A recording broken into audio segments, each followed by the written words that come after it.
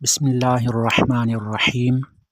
حدیث نبوی شقیق بیان کرتے ہیں، حضرت عبداللہ بن مسعود رضی اللہ عنہ ہر جمعرات لوگوں کو واعظ و نصیحت کیا کرتے تھے۔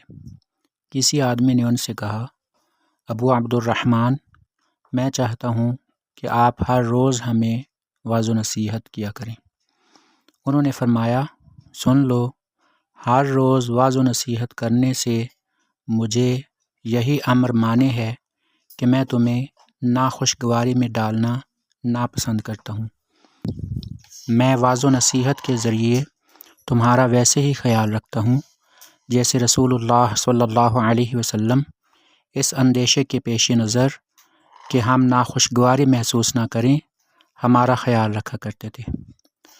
حدیث مذکورہ میں عبادت میں بھی اعتدال کو مد نظر رکھنے کی اہمیت واضح فرمائی گئی ہے۔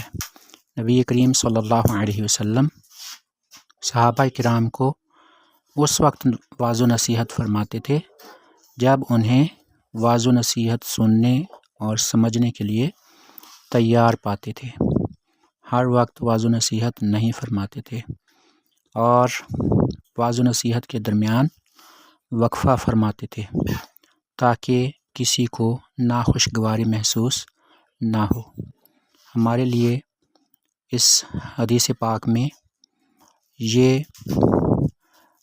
ایک سمجھنے کی بات ہے کہ ہمیں عبادات میں بھی اعتدال کی حد میں رہنا چاہیے، اعتدال کی حد سے ہٹنا نہیں چاہیے۔